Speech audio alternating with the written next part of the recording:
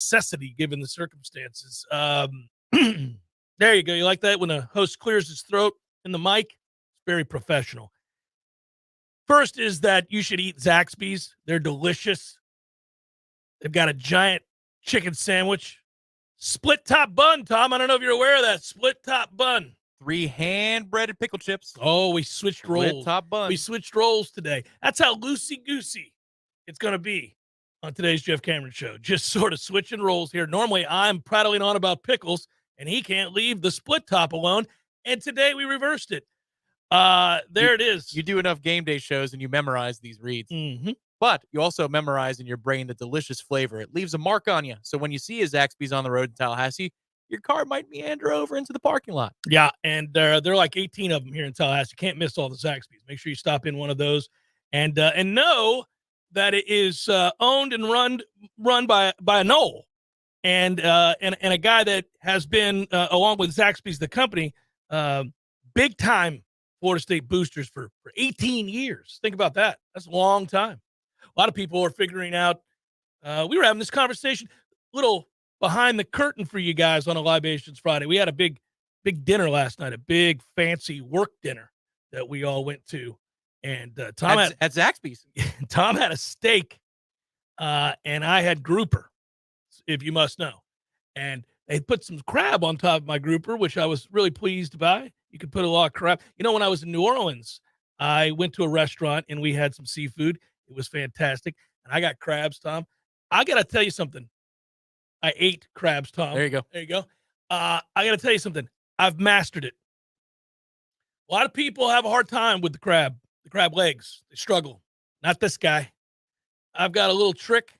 It makes it easy peasy, and you've got thick cuts of crab right there on your little baby fork. You go ahead, and there it is. There, you're good to go. There it is. It's delicious. Delicious. So Tom had a steak. I had the grouper. I had a magnificent steak. I think I should have had the steak. Yep. My grouper was average.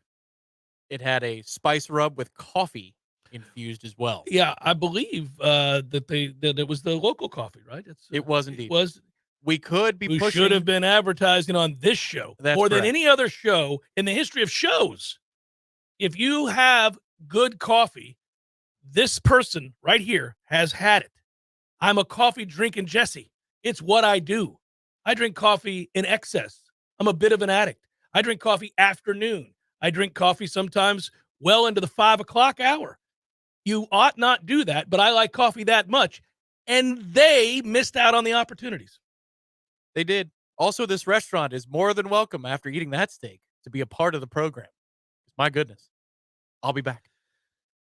We came out of the gates deciding to whore ourselves out on a Friday is what we decided to do. By the way, it's because the weather is looming. When you drove in on I-10. This was the other part that I wanted to bring up at the start of the show, unfortunately. It's just hovering on its way, and it's going to be bad. It is. We needed to tell you before we started today's show because it is ominous, to say the least. We pulled into the parking lot here that houses the studio where we do this show, and it was pitch black. And Tom told me that we may have winds gusts up to 70 miles per hour in Tallahassee today. So, if you didn't know that and you're out and about, be careful. Spot wind, little cells popping up type stuff, and we may lose power. So that's the main thing. If we just suddenly have problems here, you'll know that's what's going on. And to our friends who like to meander down and maybe live down in St. George Island, hope you all are Good okay. luck, yeah. Because apparently, for those of you, the old school name, Doc Myers, it's no longer called Doc Myers in the center of SGI, the thatch hut roof got ripped off. So that's what's heading our way. Everybody batten down the hatches and be safe. Yeah, sucks. I got to tell you, selfishly, Tom, and this is how it works. Over the years, I've jokingly, and I've made fun of myself with this. I've said, how does this benefit me most about most things? It's a creed. And there's two creeds on the show. You guys know over the years. How does this benefit me most for you old schoolers? You remember that. And then number two, have and not need not have. Tom loves when I bring that up. And so that's a big one. That's a big one. It works in life. Anything that you would want, that is true. It's better to have and not need than need not have. So I've my kids know that one too. They're like, oh, Jesus. Because I tell them when we're packing, boys, don't forget, make sure you got plenty of socks and underwear. That is truly a have and not need not have situation. Okay, Dad. Okay. You can't be somewhere and run out of underwear and run out of socks. No. You really can't. It's not a good deal. No, you'll have to go to the store and buy some. Yeah, you don't do it. That's why you better have extra. Come home and be like, I have 4 extra pair that I didn't wear. Oh, well, put them in your drawer. You're going to be all right. It's like a bonus. No big deal. You come home and say, I don't have to do laundry today. Yeah, there you go. I've got underwear after That's all it is, man. So, so those are the 2 credos. But back to the how does this benefit me most or affect me most is another way of saying that. Tom, I have not been able to mow the lawn this week, and I was in New Orleans for several days. And so, damn it, man. I've been very, very frustrated, and I walked outside today and I saw those dark clouds and I went, yeah, I understand the wind may have done some damage to people's homes, but look at my lawn. This is ridiculous. My lawn is shabby. Ed, you may be right. We'll talk off to the side. We'll talk. So there are visitors in town, even amidst this sorry weather. And I got to tell you, Tom, one of those is a 2024 cornerback prospect for Florida State. A couple on a serious note, all jokes aside, now we're loose on Friday. It's going to be very conversational as we're wont to do, but I want to bring something up here. There's a trend. There's a trend in recruiting for this coaching staff. And that trend is that they can recruit the hell out of secondary.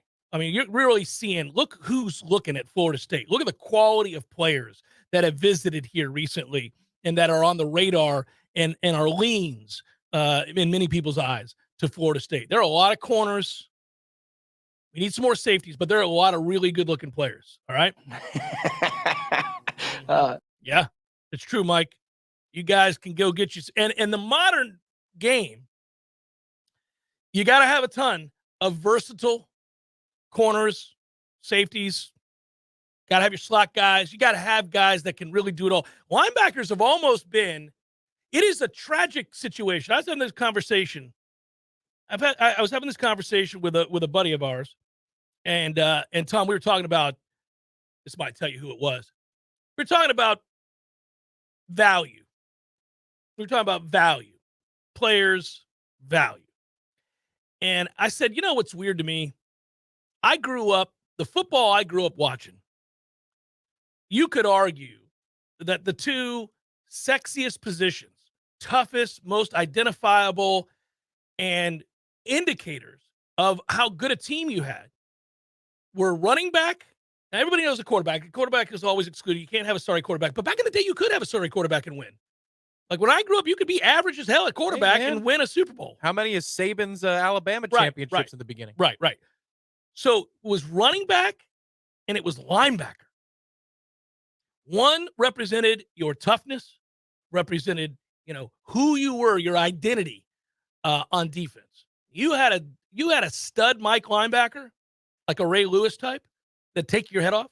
You had a Derek Brooks type. You had somebody that was a game-changing linebacker that you had to game plan for. Lawrence Taylor, greatest player arguably in NFL history, couldn't be blocked, terrorized teams, sideline to sideline.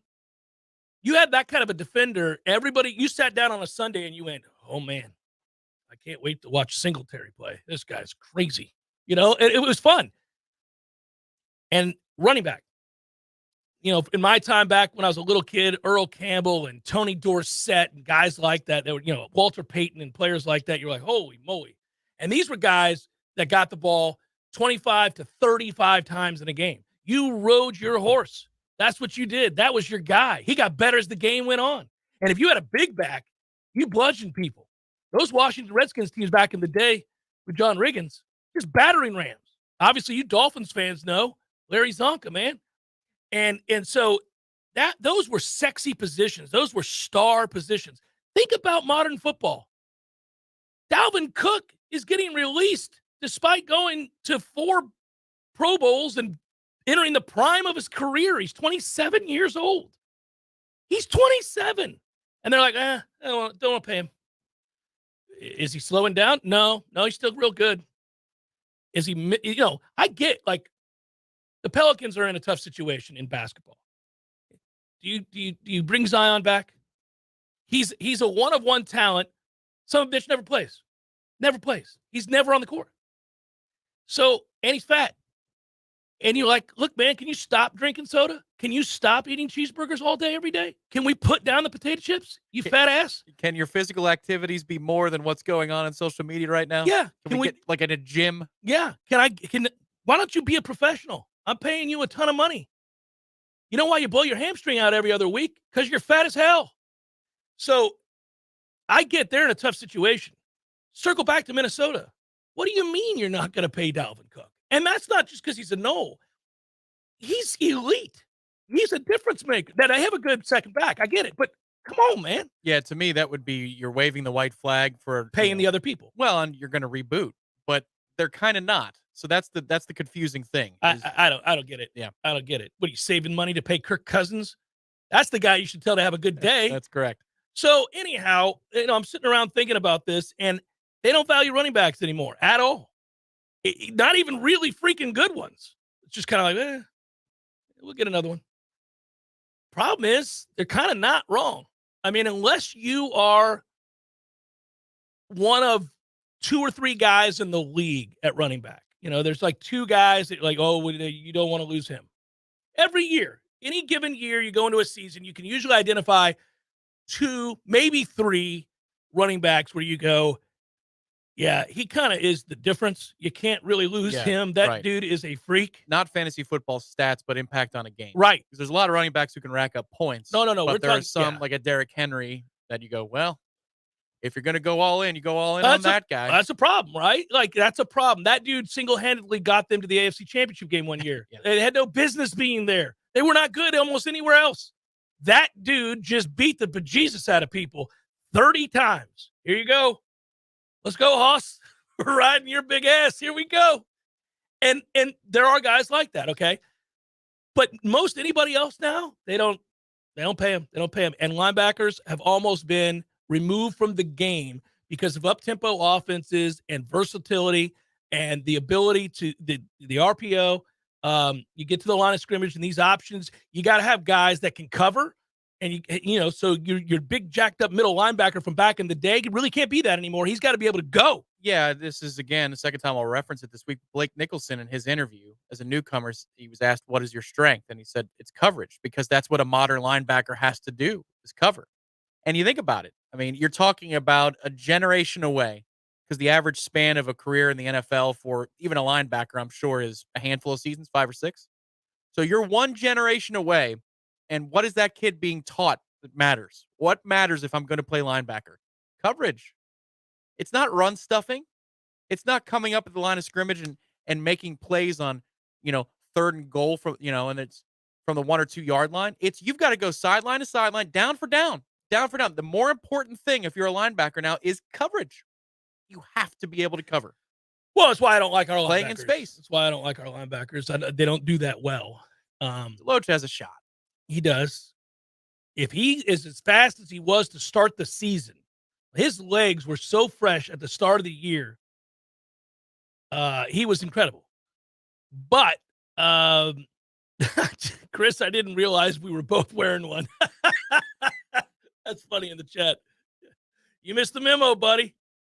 You missed the memo. This hat's got a short shelf life, though. Mine does, white too. hats go quick. They go quick. Mine's already got some stains y'all can't really see on the camera. Yep, same. What are you going to do? You're out playing golf, man. I just hit a shot. Maybe it's a muddy day. I got a little something on my forefinger here. Oh, I got to wipe it on my hat. Oh, there we go. I'm sorry when I push the switchblade of my divot tool because I'm making so many marks on the green that my hands get a little dirty. Good time. Forgive me. Once again, I got to sully the cap with all these greens and regulations. Darts I'm throwing at the pin today, guys. Playing so well, I ruined my hat. So I missed the days of those kinds of linebackers, and I think it is fair to say that I'm wrong about 27 being the prime of a running back. But it's certainly, he's on the second half of his career. 24, 23 probably being the prime for a running back now. But, man, it's It's weird to watch. Oh, so I was going back to this. What we do well, what this staff does well. They're bringing in these kind of hybrid, long, interesting players in the secondary. They're bringing in lots of them, and I think it's great. I also know that Charles Lester III, having never seen him play one down of football, must be elite. I haven't even checked his status. But if you wear what he's wearing today on his official visit, you better be the greatest corner to ever live. It is absurd. Look at that photo. My man, he just said, this is who I am. And that just oozes, just screams, I'm a freak athlete. You know how you know I'm a freak athlete? I wear this. Look at me. Look at this. You have to look at me. I'm red on red, baby. I am red on red. So I hope we get him. That is on the screen now. Oh, is on Warchant TV. We put up the photo from our Twitter for your radio audience out there. This is going to find at Warchant on Twitter or finding us on YouTube and watching the show. That is outstanding. I thought you just meant by the name. The name alone of Charles Lester III. That is an elite football playing name. Yeah. And it fits the position in which he plays. Yes, it does. Charles Lester needs to either be the best scat back in the NFL or he needs to be a lockdown member of the secondary. He is the latter.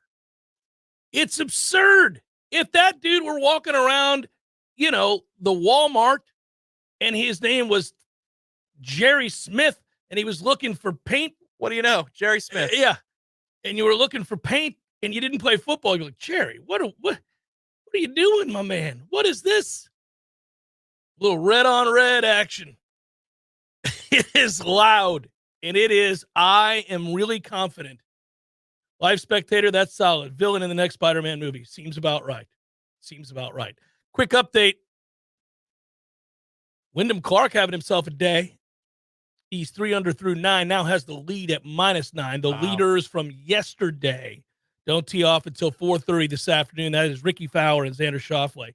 And I already did this behind closed doors, bitching, that is, to Tom about how screwed I got that Schauffele decided to match Ricky Fowler's historic 8 under par at a U.S. Open. Schauffele decides to match it. And in a little pool that I'm in, that cost me several $100s.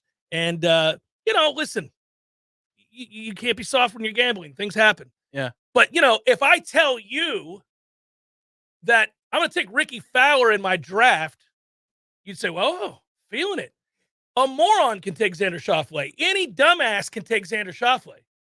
It takes some chutzpah to grab Ricky Fowler with what's happened to his career at a U.S. Open, Tom. Yeah, and that chutzpah is what you'll have to lean on as you reflect on the day. And this guy took him. Nobody else in my pool took him. I grabbed Ricky Fowler, and we get points for days and the totality of a tournament, and there's a lot of ways that we spice the pie here. We have some fun with it. And most of the afternoon, rightfully, I assumed that the ingenious pick of Ricky Fowler by me on a day in which he shoots a 62 at a U.S. Open is going to lead to some bank. But alas, no. Xander Schauffele decides to go 8 under and match him. So let me ask you this question about. But nobody gets it. Nobody gets it. Carries over. It carries over for your league. That's an asinine rule that it's not a split. The pros don't let it roll over after 4 rounds on the PGA Tour and say, all right, next week it's double or nothing, boys, because we had 2 people tied. No playoff. It's just dumb. Well, what if you had Ricky and Xander?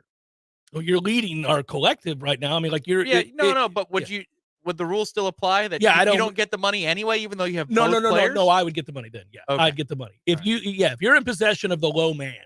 Both of them and they're tied? Yeah, but I have both of them, so nobody can tie me. Yeah.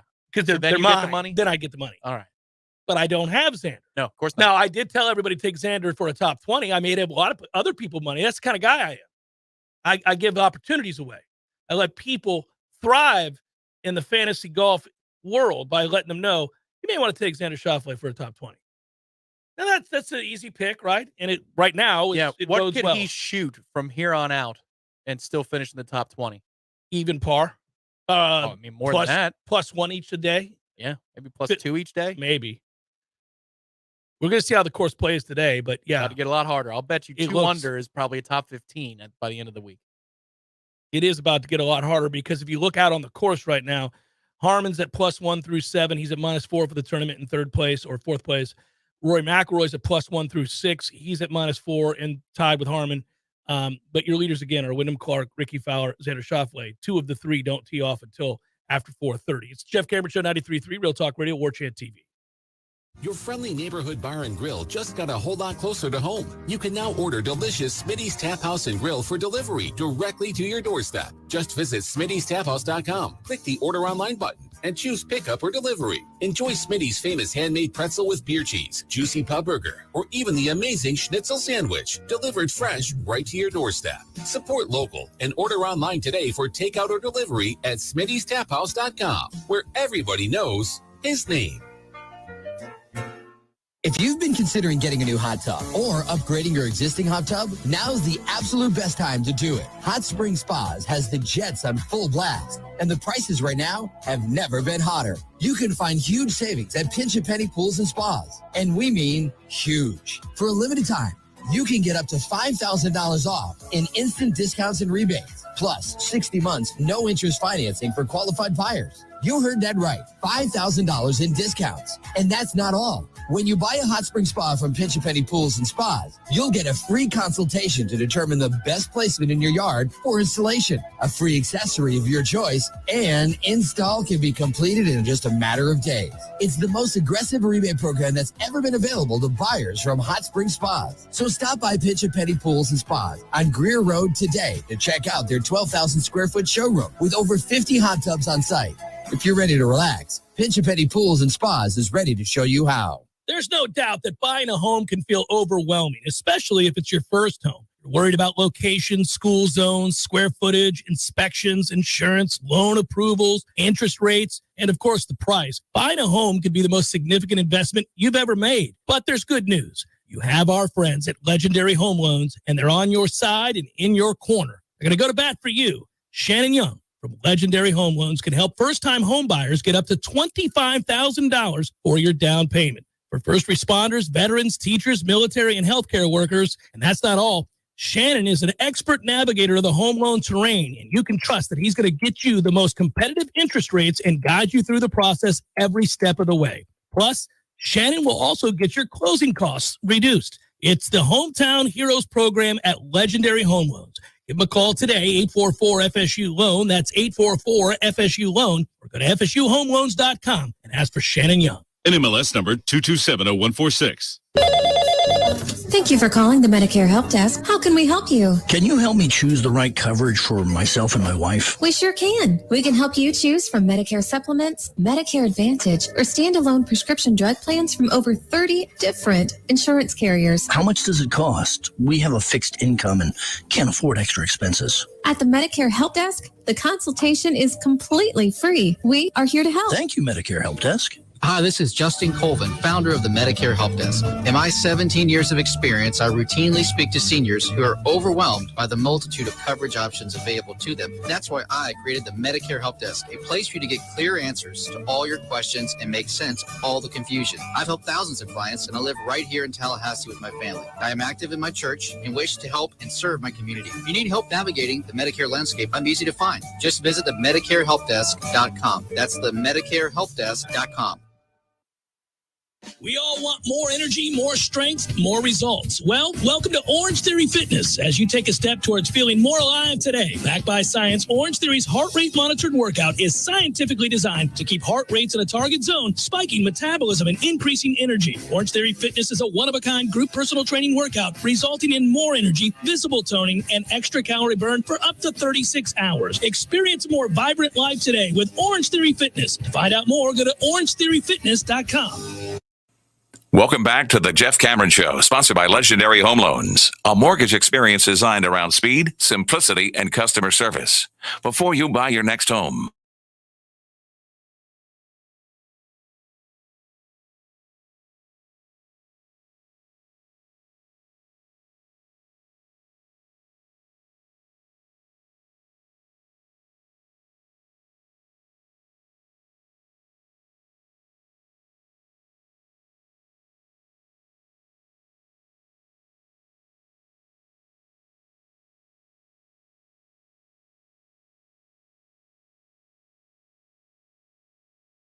loosey-goosey edition of the program.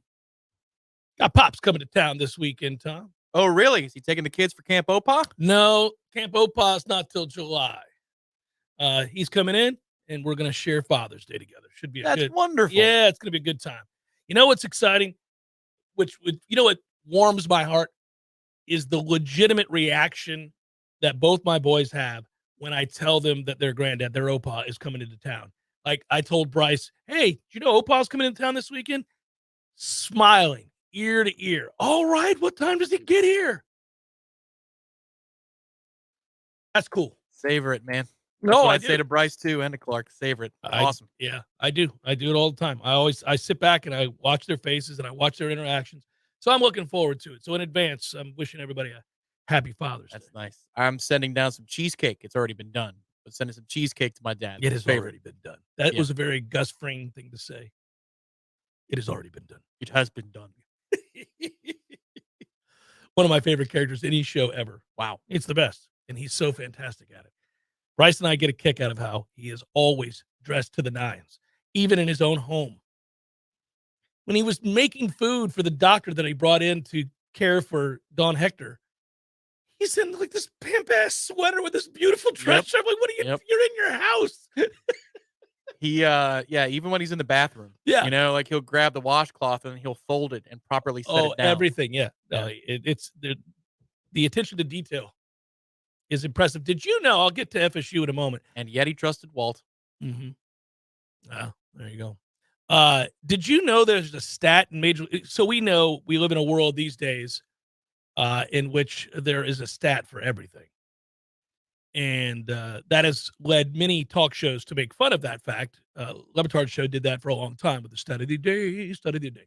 So, which is funny. And by the way, I mean, it makes sense because there are so many stats thrown at us all the time. Some of them you find very useful. Now, listen, I'm for more stats, not fewer stats. I want more stats, Tom, because they're just an aid. They're just one of many ways to help evaluate a player, a game, a team, whatever it might be, right?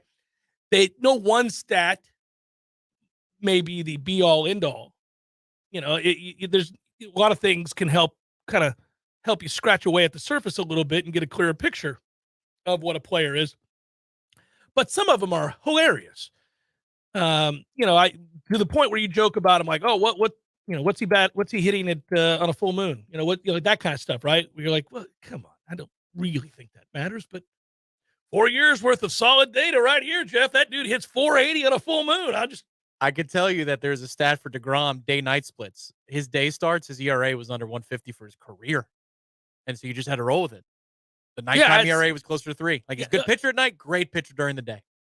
Yeah, well, my guess would be that maybe those were, I don't know. You know your stadium better than I know your stadium. Yeah. But blind spots exist when the sun starts to set in certain places. So a game that starts, and also, I mean, home road splits were the same. I mean, it was absurd. Yeah. You would just have to wager on DeGrom on a day. He just loves playing in the day. Now he won't be playing at all.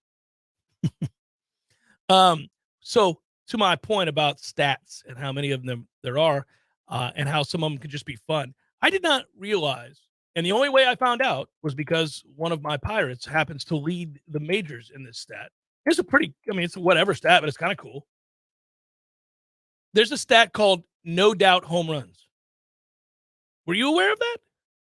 I don't know what the threshold is, well, I'll tell you. Is it that would be gone in all 30 ballparks? That is correct. Okay, there's a great account for this on Twitter. Oh, okay.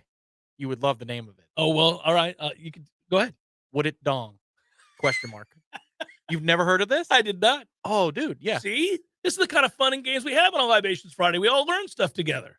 I did not know of this account. Would it dong? Would it dong? Oh, yeah. I'll follow it here in mere seconds. Yeah, so there's a no-doubter home run count, all right? The guy that leads Major League, and again, the official definition for those, again, maybe you missed it when Tom and I were talking just now, batted balls that would be home runs in all 30 Major League ballparks based on trajectory, wall heights, and distances, and environmental factors as well.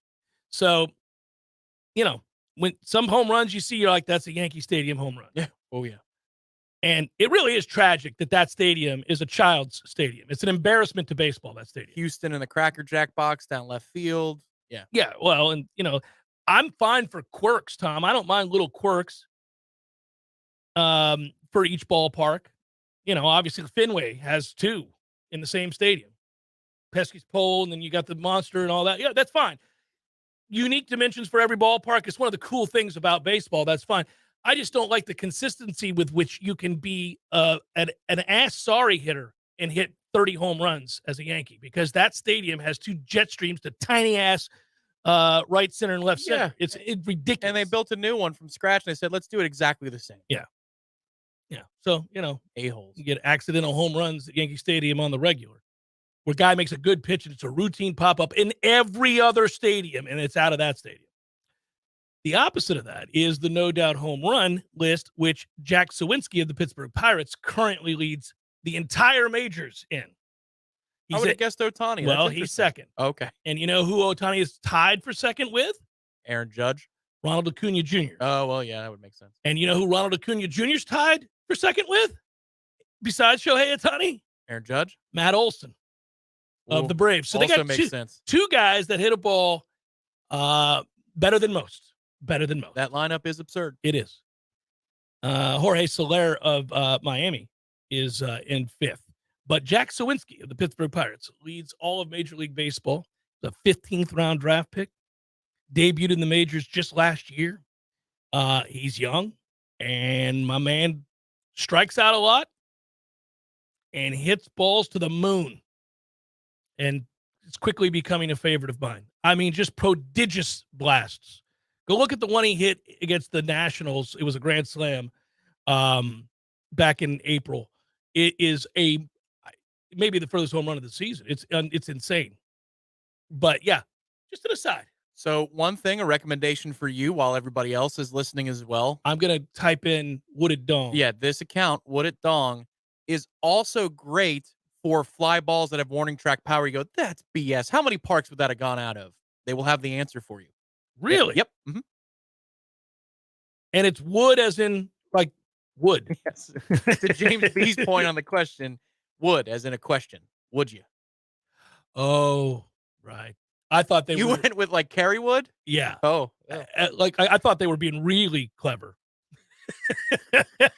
You can create the spinoff account as Wooded Dong.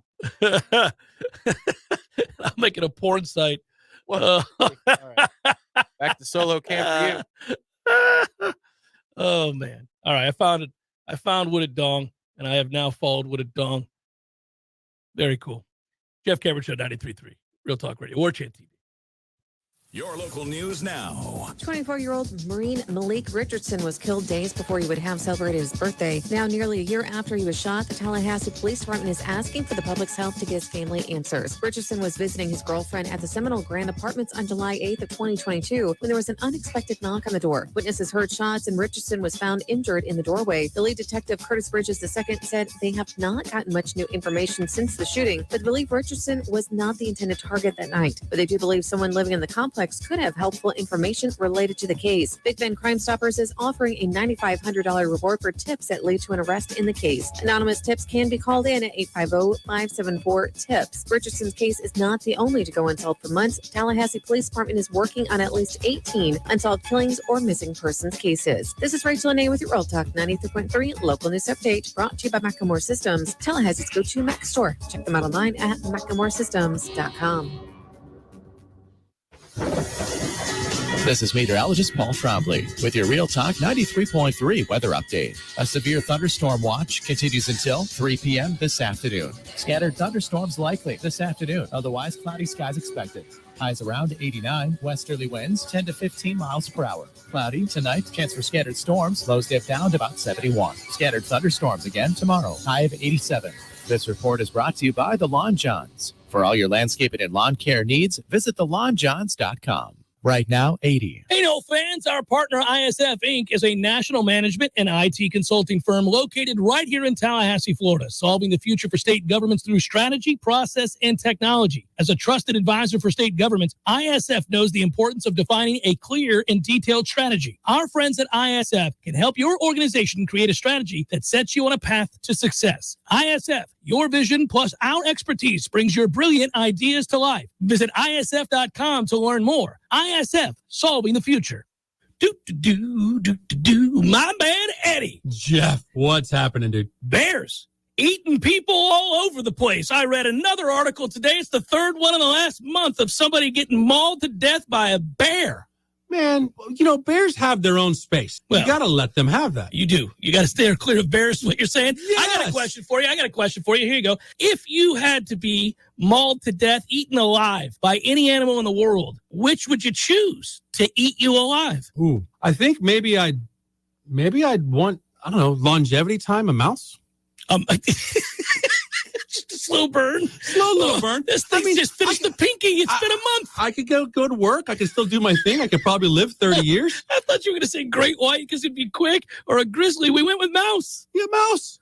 Okay. Mouse it is. Gordo's bringing the flavor and flair of Cuban food to Tallahassee since 1996. The Jeff Cameron Show, brought to you by Orange Theory Fitness. 2 Tallahassee locations, Midtown on Thomasville Road and North.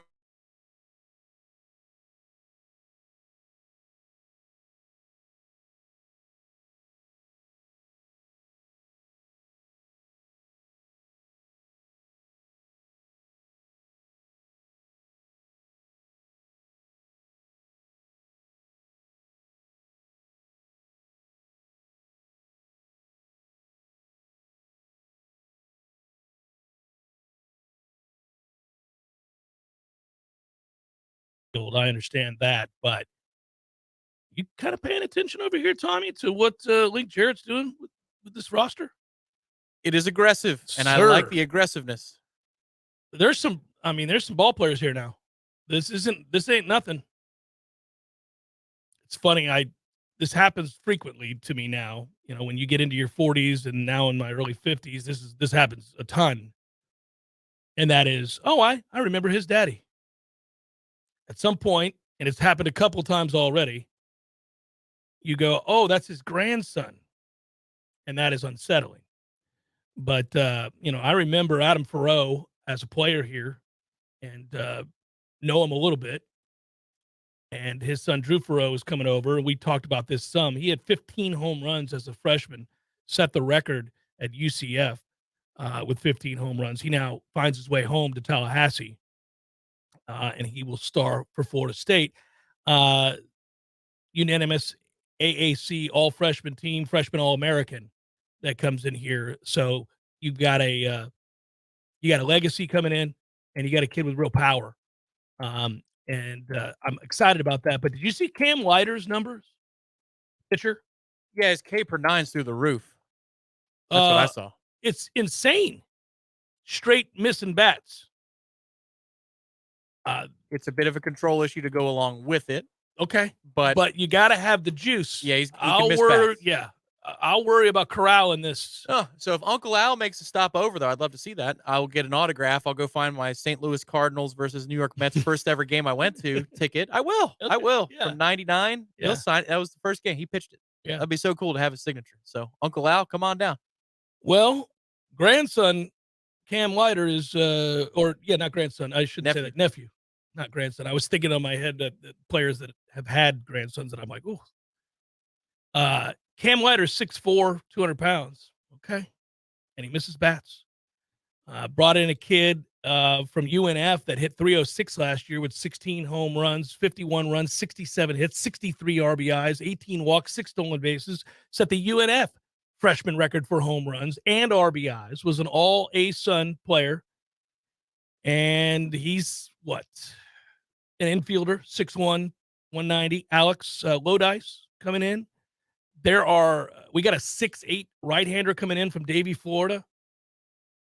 11 Ks in 22 innings, beat UNF and FAMU last year.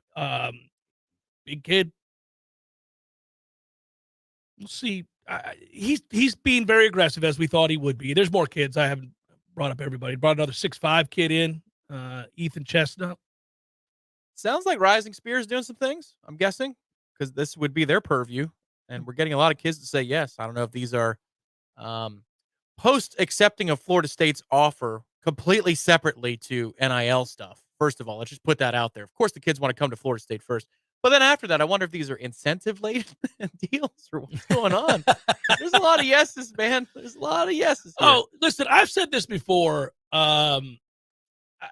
It's important to remember this. I think we get bogged down a little bit. It happens when you're frustrated. But there's no doubt. I mean, Florida State, as a baseball program, I get it, has never won a national title. But they've won everything else there is to win, and they were more consistent than any other program in the history of baseball. And so their reputation, when you get outside this fan base that is hyper-focused on the one thing that hasn't been won, and I get it. But when you talk to people about, listen, first of all, college baseball isn't wildly popular. The numbers bear that out when you look at the ratings. I mean, it's not hugely popular. But if you talk to a random fan of college baseball, if you went out to Omaha, all right, where they really embrace it, and just walked up to some fan of, let's say, LSU and said, name 4 elite college baseball programs, Florida State's always going to come up. It's always going to come up. And so I think if you're a kid playing at North Florida or UCF, virtually anywhere, you're going to say, yeah, I'm in. Now, admittedly, things have gotten a lot tougher for anybody at Florida State because Florida surpassed us. Florida's baseball program is better than Florida State's baseball program. A long time ago. Yeah, it sucks. It's brutal. It was never that way. For the better part of 50 years, it was not that way. But it is now. It is now. And there is for about 10 years. It has been. Yeah. At minimum. I remember talking about it on the air as it was happening. Maybe 15. Oh, I don't know about that. But I do remember bringing this up on the air and talking to you about, this is a problem. It's happening. Like, we're watching this happen. So it's very, very frustrating. But looks like there is an effort currently to remedy this situation as they're bringing in some guys with numbers, some guys that did things a year ago that lead you to believe it will translate. These aren't flyers. This looks like a group that you can get excited about, I think. But we got a lot of catching up to do. Did some numbers. So since 2005, you're just looking at College World Series appearances. Oh, yeah. Florida has 9. Mm-hmm. We got 5. Since 2005. Yeah. And we've been on the struggle bus for some time. Yes. And it crescendoed, Tom, just last year. Just the plane into the side of the mountain. It's funny how that has worked. I remember, what was it, 2-3 seasons ago? Remember they had the morning practice after getting, I think it was swept by Virginia Tech? Oh, yeah. Might have been actually close to 5 years ago. That was a long time ago, yeah. I remember, though, yeah. That felt like rock bottom. And then they did it again and again. And a couple of those years, they cobbled it together, found a way to get out to Omaha. The year where they went to Baton Rouge and won the Super Regional was amazing. But we were there for that.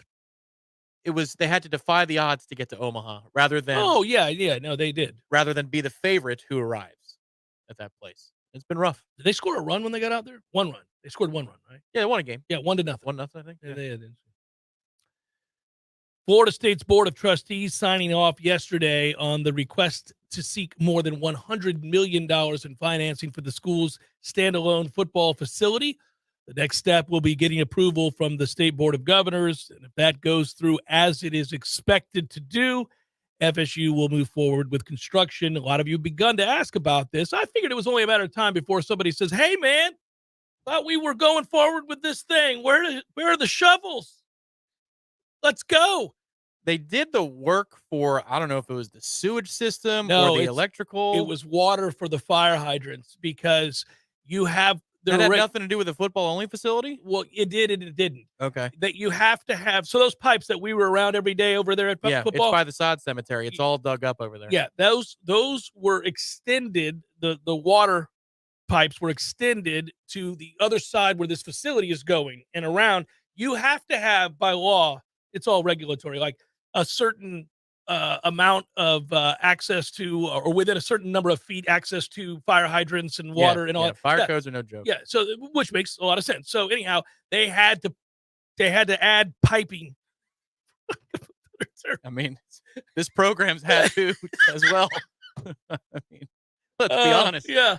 So they had to do that, and so they dug everything up, and people got all excited, thinking, "Oh, we're going to see progress." No, you didn't see any progress. You just saw a bunch of earth dug up and pipes being put in. That's what you saw. And there's just a giant wood slab over it, a dent in the concrete so you can walk into the UCD, so you can take your classes. Yeah, excuse our dust. Is what that amounted to. It's going to be for a while. I thought that was more consequential, but you're telling me, nah, that was just the basics, and now they're actually going to do the real stuff. So where's the entrance going to be to practice? Because they got to build over there to where the current entrance is. Well, you've seen I think you've seen the renderings, right? Yeah. So I'm trying to answer your question. I mean, isn't that currently where we go? That's where the players go in? Is on that left side of the IPF? Where's the baseball stadium here? Is it off the screen? Is it off to the right? I think it's off to the right. Yeah, off to the right. Okay. How do we get to these fields?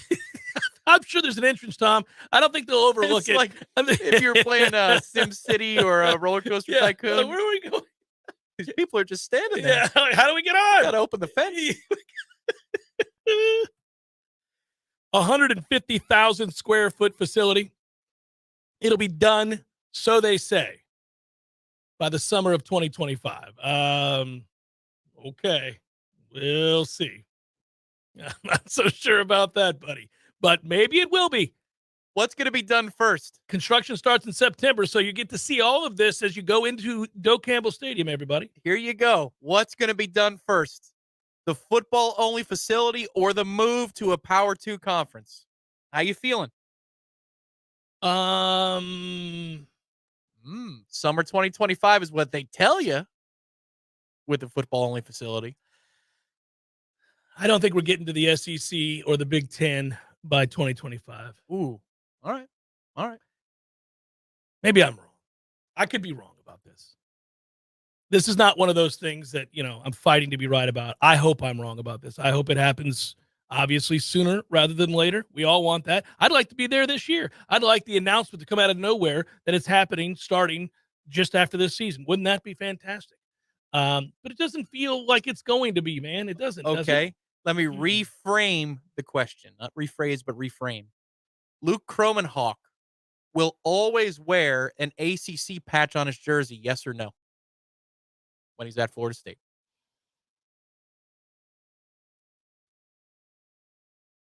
No. Okay. No. Now we have goalposts. No. Wow. You really do have to, because you get down in the muck there. You start thinking about this now. All right, when? When is it going to happen? And when it's not happening, it feels like it's never going to happen. It's like we say about a round of golf. When you're playing really well, you can't envision a time in which you're going to play poor. When you're playing poorly, you can't envision a time in which you'll play well again. It's just like I have no idea where this is going, and I don't know why. I was really good last week, and I cannot hit the golf ball now. This is ridiculous. That is the only sport in the world where that's true. I have never played a sport where I just suddenly can't do the thing you have to do to even play it. Like, you don't suddenly forget how to hit, a ball, a batted ball. Like a ping pong. You don't, what do I do with this thing? It never happens. Follow through on a jump Right, shot. you know how to shoot. You may have days where it goes in more than others, but you know how to shoot. Your form doesn't change that much. It's a concerted effort. Golf is the only one where you're like, well, I'll be damned. I shot 83 last week. I'm about to cart a 120. This is unreal. If it were baseball, the equivalent would be you just start underhanding the ball. I don't know what's going on. What are we Can't doing seem to here? get the runners in time. It's crazy. Very, very frustrating.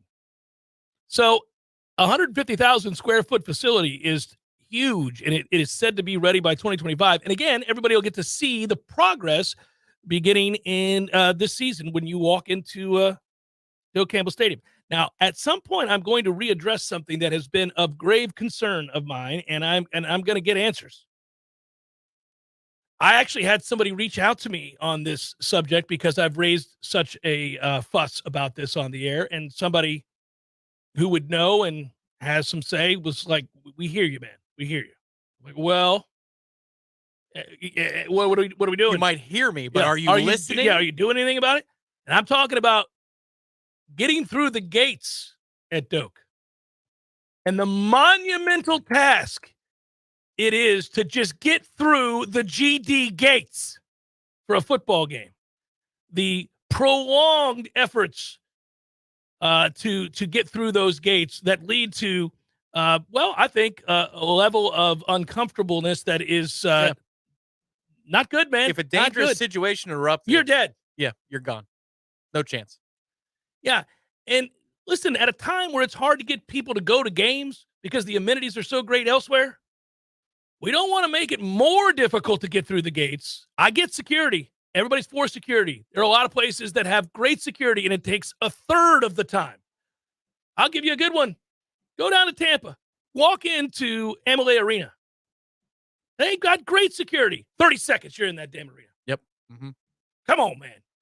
We got to do better. Hour number 2 forthcoming. Jeff Cameron Show, 93.3 Real Talk Radio, Warchant TV.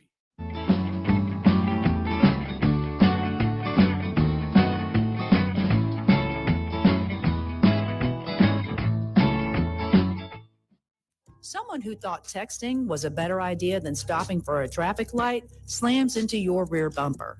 Now your back is injured and you've got to be at work and rehab, all without a car. I'm Dana Brooks of Basic Brooks Law Offices, and we hear stories like this every day. You shouldn't pay for someone else's mistake. Call us at 850-777-7777, and we'll make sure you come back stronger. My man Eddie. Jeff, what's happening, dude? Bears eating people all over the place. I read another article today. It's the third one in the last month of somebody getting mauled to death by a bear.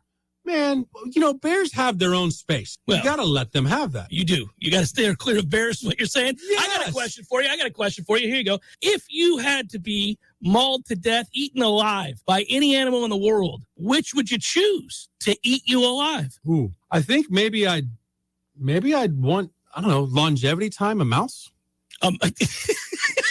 Just a slow burn. Slow burn. This thing just finished the pinky. It's been a month. I could go to work. I could still do my thing. I could probably live 30 years. I thought you were going to say great white because it'd be quick, or a grizzly. We went with mouse. Yeah, mouse. Okay. Mouse it is. Gordo's bringing the flavor and flair of Cuban food to Tallahassee since 1996. Cannonball! When I get home from work, I'm ready to relax. So I call Swain Pools and Spas to put my pool in the back. I call Swain Pools and Spas. Now I'm soaking up the fun when I want to. It's springtime in Tallahassee, and there's nothing better than soaking it all up in your very own hot tub from Swain Pools and Spas. Swain Pools and Spas is the home for Caldera and free flow spas in North Florida, and Swain has the right pricing and tub size options to fit any yard and any budget with quick and easy financing options. Swain even has hot tubs that can plug right into your existing electrical outlets, so there's no additional installs needed. Visit SwainPools.com. That's SwainPools.com.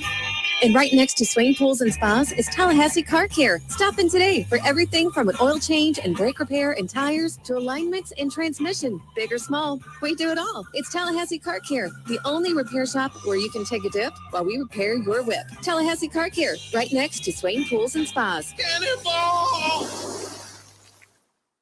There's fun to be had every night at the Corner Pocket. Take home prizes on Trivia Tuesdays and Beer Bingo Thursdays. And kickstart your weekend with Martini Fridays. Plus happy hour runs every weekday and game day specials every time the Noles take the field. Watch all the best games at the Corner Pocket's Vegas wall, featuring 560 inches of flat screen TV heaven. Oh, really? The best food, the best drinks, and the best place to watch all the games. Tallahassee loves the Corner Pocket. Coming up next, more of the Jeff Cameron Show. Live and local on Real Talk 93.3. WVFT, Greta, Tallahassee. The latest betting odds and live movements from Vegas. This is your action update. Now here are your latest lines from our guys in the desert. Florida Gators open up play in the College World Series at Omaha, Nebraska tonight. Florida, the $1.40 favorite against Virginia, plus 110. The total 10.5. The other two teams in their half of the bracket, TCU, $1.75 favorite against Oral Roberts, plus 135. The total in that one, 12.5. Atlanta Braves have won 3 straight and 8 of 10. They're a $2.50 favorite today against the Rockies at Truist Park. Colorado plus 210, 10 flat the total. Shane McClanahan, 10-1, a 2.18 ERA. He's on the hill for Tampa Bay, $1.15 road favorite at San Diego today, 7.5 under the total. Sign up now for your free VSiN subscription at vsin.com/subscribe. For more sports betting news and information, go to vsin.com. Mike Sutton, Real Talk 93.3. I switched to Boost Mobile and got a free Samsung Galaxy A23 5G phone. Want to know the best part? It was free? Nope. The fact that it's on America's largest 5G networks? Nope. It's the ding. Oh, yeah. Love the ding. Right? It's all about the ding. It's the dingarooski, the dingaroner, the ring-a-ding-ding. Unleash your power to save with Boost. Get a free Samsung Galaxy A23 5G phone when you switch. Boost Mobile. Unleash your power. And the ding. Limited time offer. New customers only. Available on select networks. 5G not available everywhere. One device per line. Tax excluded. Additional restrictions apply. See your local Boost Mobile store for details. Do you have heart failure and often hear, "Those stomach issues ruined your birthday"? "You're too tired to play catch, Grandpa." Sweetie, you haven't touched your tools since the carpal tunnel syndrome diagnosis. If these seemingly unrelated symptoms sound familiar, talk to your cardiologist and ask about transthyretin amyloid cardiomyopathy, or ATTR-CM, a rare and underdiagnosed disease that gets worse over time. Learn more at connecttoyourheart.com. That's connecttoyourheart.com. Sponsored by Pfizer. A cup of Joe, Java, Brew, Go-Go Beans, Brain Water, Liquid Lightning, Wakey Juice, whatever you call your cup of coffee, you're missing out if it's not Grassroots Coffee. At grassrootscoffee.com, you'll find an easy way to order the best roasted coffee beans available. It's very simple. Choose the blend you want and how you want it ground, and the bag you receive will have the date your beans were roasted and packaged on it, all written by hand and signed by the roast master himself. You'll know that's as fresh as it gets. You can get Grassroots outside of your house also at some of your favorite restaurants in town. Next time you're out to eat, try asking for Grassroots Coffee by name, because there's a good chance they will have it for you. And if you own a business, Grassroots Coffee has options to stock your break rooms with all the productivity powder your team needs. Plus, like some other options that you'll find at work, Grassroots Coffee actually is a part of our community. Hit grassrootscoffee.com today and get yourself a treat. Some locally owned, locally roasted, and locally loved Grassroots Coffee. Clean, renewable energy means fresher air, healthier residents, new green jobs, and a stronger, more resilient community. How we get there is up to you. Share your input today to help shape the Tallahassee of tomorrow. Take the Clean Energy Survey at talgov.com. Your body is a masterpiece designed to heal itself from within. Learn how to maximize your health by tuning in to Phenomenal Health with me, Dr. Ryan Finn. Saturdays at 2:30. Experience true health today and call Finn Chiropractic at 386-7700. We all want more energy, more strength, more results. Well, welcome to Orange Theory Fitness as you take a step towards feeling more alive today. Backed by science, Orange Theory's heart rate monitored workout is scientifically designed to keep heart rates in a target zone, spiking metabolism and increasing energy. Orange Theory Fitness is a one-of-a-kind group personal training workout resulting in more energy, visible toning, and extra calorie burn for up to 36 hours. Experience a more vibrant life today with Orange Theory Fitness. To find out more, go to orangetheoryfitness.com.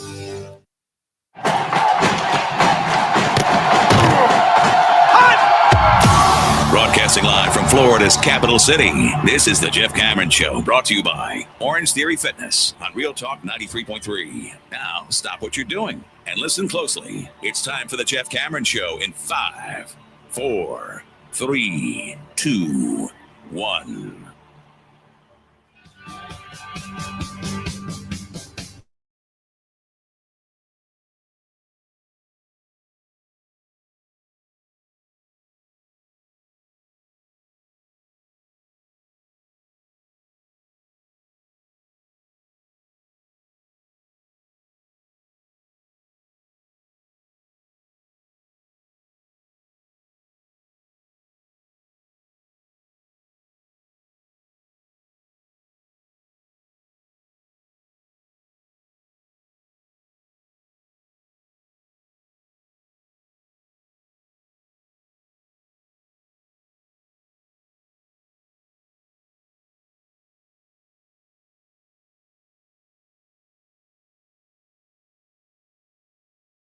and carry on, turn me down for half a second, go from there. It is Wyndham Clark leading the U.S. Open. He's played really good golf the last few months. Carries over into the U.S. Open. Good for him. He's 3 under today through 11. He's 9 under for the tournament. It is the lead currently. Now, just behind him is Ricky Fowler, Xander Schauffele. Both went 8 under yesterday. Have not teed off today. They do so at 4:30. 4:32 and 4:54. Tony Finau having a real good day now, climbing up the leaderboard into the top 4. He's at -3 for today, -5 for the tournament.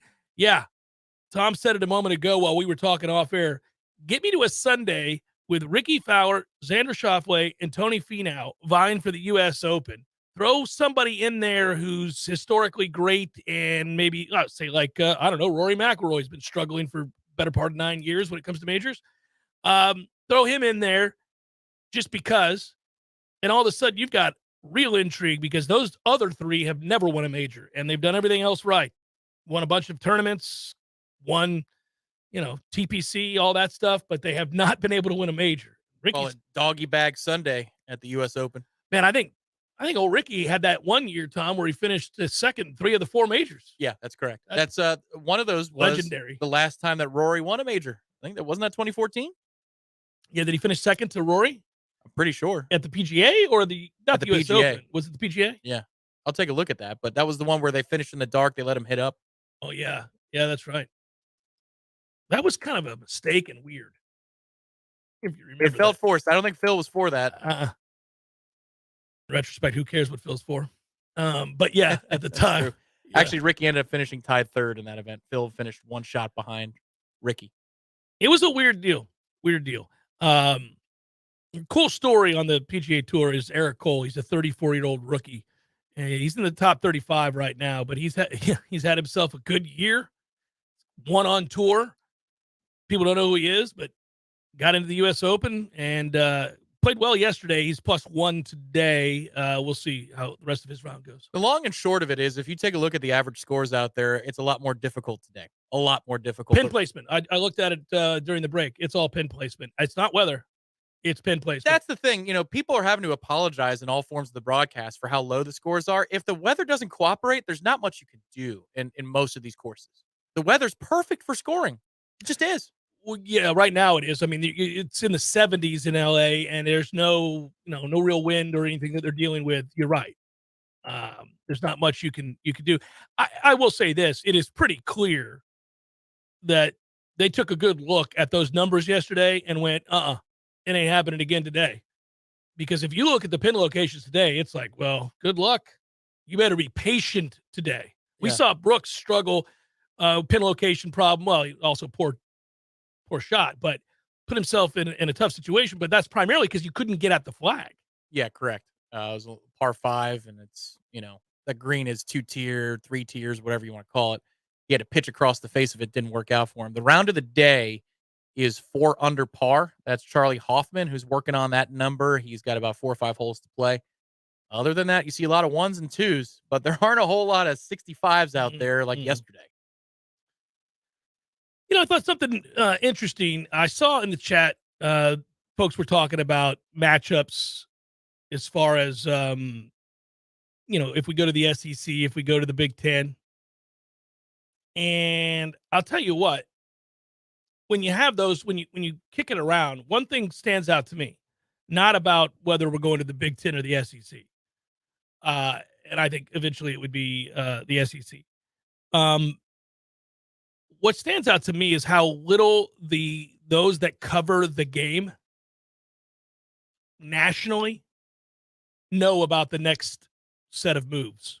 Well, first of all, at the time that USC and UCLA got brought into the Big Ten, nobody saw that coming. You didn't read a single article leading up to that movement in which somebody tipped their hand or told you in any way, hey, this is coming down the pike. Don't be surprised if we have a major shakeup, right?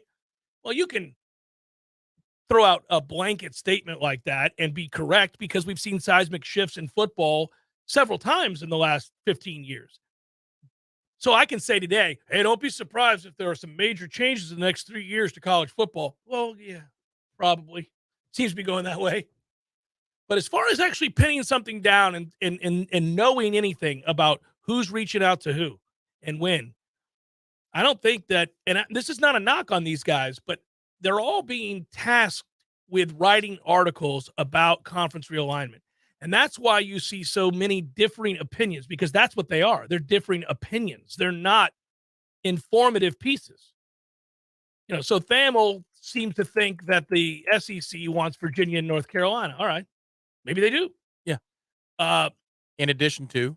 Right. Yeah, I don't think it stops there. He takes the step further to say that it doesn't include FSU. Now, conversely, you can find other articles, and we have recently, that pinpoint specifically they want FSU and Clemson. And then if they were able to get some others, they would then take that step. So, but I don't think anybody really knows. Yeah, but they, okay, fair enough. I don't know. I haven't talked to the commissioner of the SEC. But I don't even, I'm not They saying. want Florida State. If Florida State's course on the they open do. market, Of they want course. Florida State. But that's the hard part. If Florida State is on the open market, what we have here is a mathematical problem. It's a number issue. Of course. At what point do we arrive at a number that we can either survive litigation or straight buy our way out of the ACC? And that's why I said a few months ago with the Oklahoma and Texas situation, all right, you have now set a precedent for me to calculate the number. And I think that's how you can put a timeline on Florida State's exit. Yeah, but buddy, I think that timeline is if you're doing it that way and only that way, and not accounting for television contracts and the other stuff that is going to come down the pike, where distribution, streaming services and all these things that are changing the landscape of college football, what's happening with the Pac-12 and what a nightmare that situation is. If you're doing all of that, then I think you're going to be waiting a lot longer. Well, if you're just doing the math, it's going to be 6, 7, 8 years from now. I thought it was 5 or 6 because that's what gets you down to around $400 to $500 million for a settlement. I think we could handle that if we had to. Which you've got to look at the ACC in the vacuum as the worst case scenario. So if we're only dealing with the ACC and we've got to pay off the ACC to get out of here, it's going to be a long, long time. I think it's going to be now probably 4.5 more years. I think that is the worst case scenario. Of course, we want to go sooner and for less money. That's what we're trying to do behind the scenes. I fully believe that.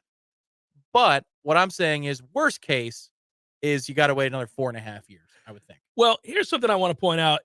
P. Simpson, you're right. David Hale, and you gave the obligatory. He's very good at what he does. Says the ACC will outlive the sport itself. I've talked with David about this on these airwaves and off of it over a cold beer and dead sober. All of these conversations have taken place. Smoking a pancake? And lots of other people have written on this subject as well. One thing you'll notice, though, and Ira's right about this, and he's brought it up on headlines, he's brought it up in writing, he's brought it up on this show, is that the conversation, the tenor of the conversation, and some of the verbiage in the conversation has shifted. It is believed. So, Live Spectator, I know what you're pointing to here. Until the grant of rights is rendered null and void, the ACC member schools are SOL.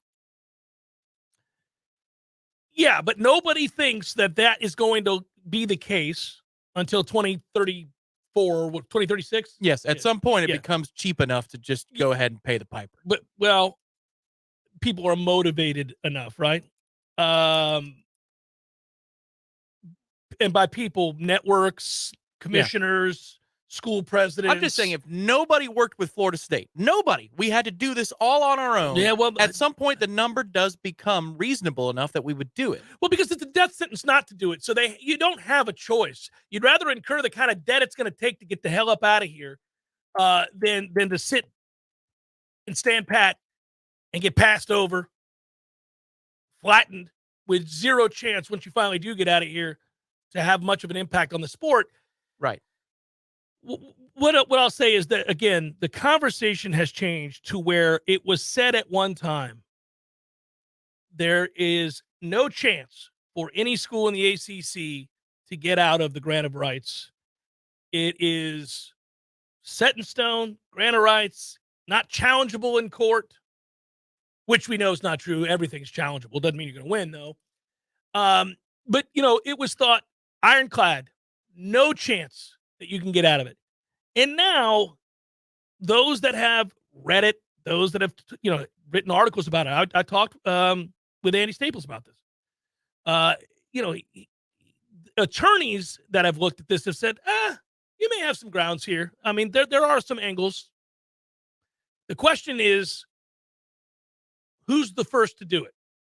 Because you're taking on a lot of heat, and you're going to be tangled up in court, and nobody wants to get tangled up in court. Nobody wants to spend all that money on a 50-50 proposition. You would do it if you knew this won't stand up. We're going to win. Right. But then I think separate being a legal expert, you can even look at any situation and say there's always a number. There is always a number. Always a number that makes this go away. Look at the NBA salary cap and how teams find a way to adjust their roster when it's not working. Sure. They're not slaves to the length of those deals. They find ways. They'll find a trading partner. They always do. Well, okay. Also look in the very sport that we're covering and look at the college football playoff and the formation of it when they went to a 14 playoff. It was impossible. Remember? All sports talk radio, everybody from the local Joes to Dan Patrick or Jim Rome, whoever, saying it's impossible. The BCS will always be, maybe you can get a +1 format, but it'll be through the BCS. It'll never be a playoff in college football. I would rather it be through the BCS, by the way, to this day. I would too. As opposed to some asinine committee. What's the lesson of how it got from A to B? There was a number. And how did it get from 4 to where we are now? Correct. Remember, all of these meetings that the conference commissioners had, and they said, we can't, you know what? There's just not going to be a 12-team playoff. And there is. And now there is, because there's a number. Yeah. And that's what can happen here as well. Money rules the day, obviously. Yes, you'll get to a point where that number, whatever it is, to buy out, to pay in, whatever it is, I think it's more to do, it's less to do for you and I watching Florida State specifically. I think it's less to do with them efforting on their own and more behind the scenes with the networks, with ESPN and with the SEC. Like I think there's that negotiation is going to do the work for Florida State. It's not going to be Florida State deciding to take it on their own and kick down the door and pay out $500 million. Right. It's not, they're not going to do that. The logic of it is easy on the first side of it. I would disagree. I think they could cut the check against future earnings to a certain limit. But the message to the other ACC member institutions is really simple. It's, look, guys, there is no more money coming to you past 2036. There just isn't. You think we're going to sign an extension? That's not happening.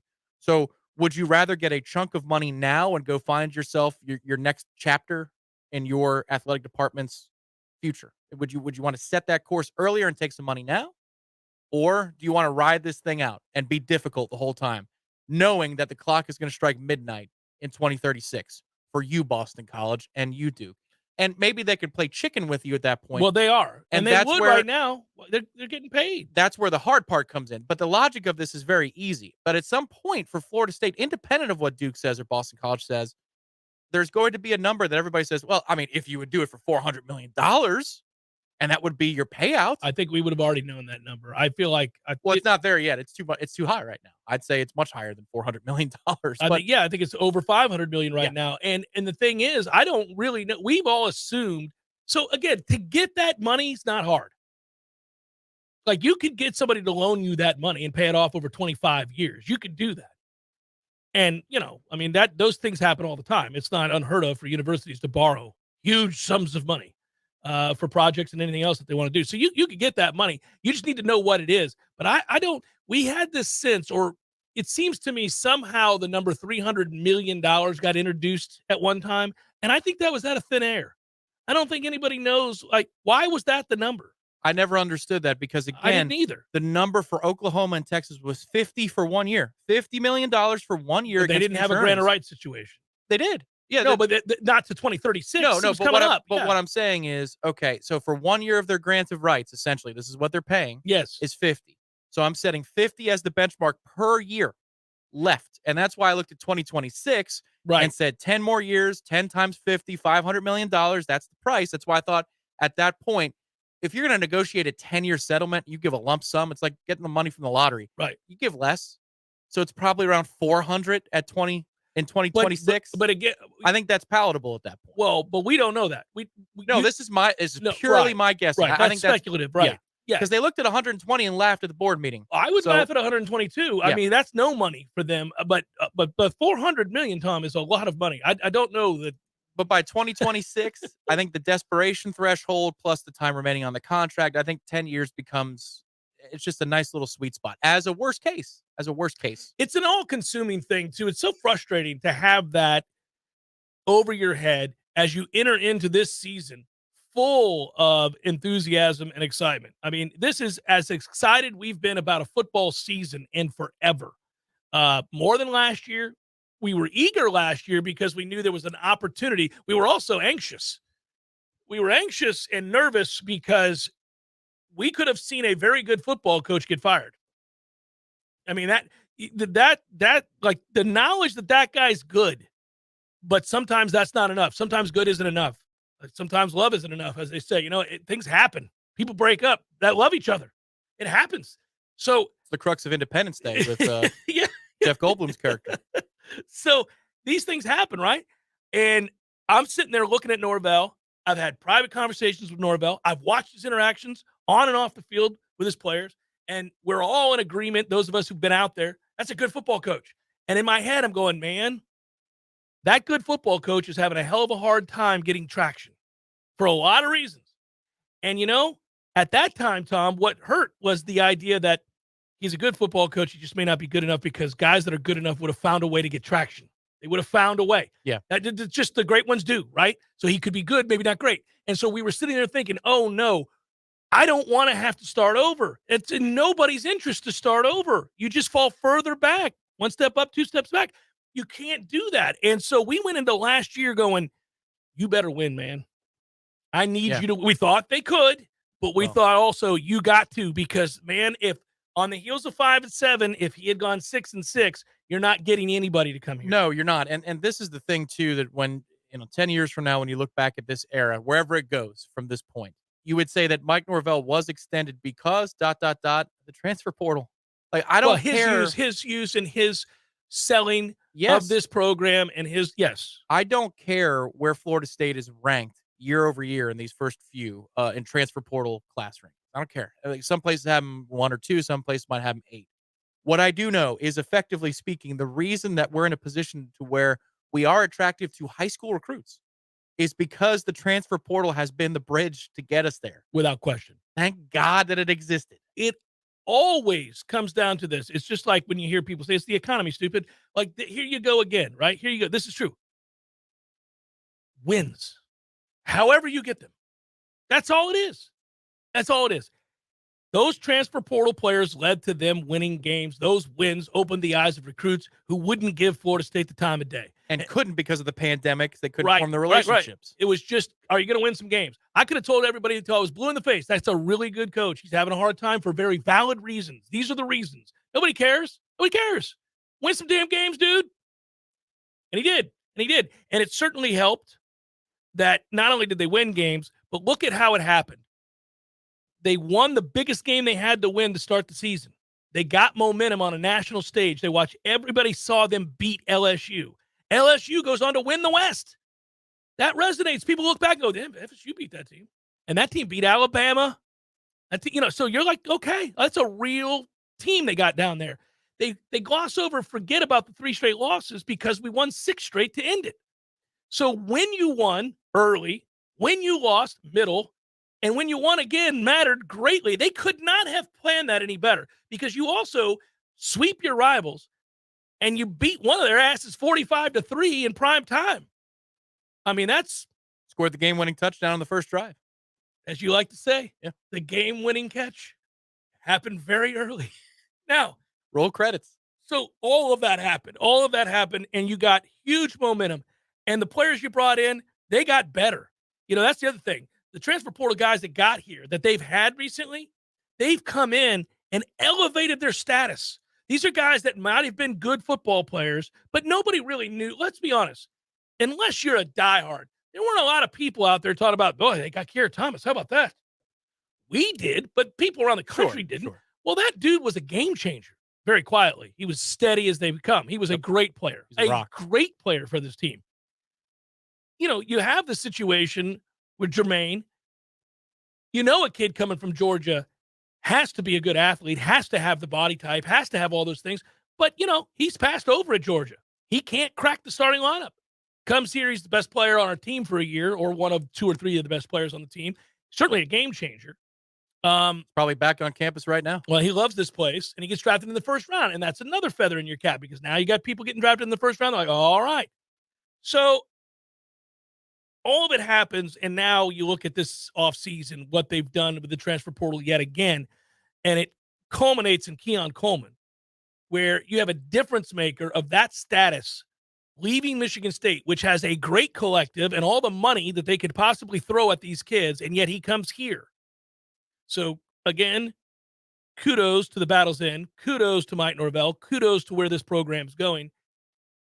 They will be good this year. It's a matter of, will they be great?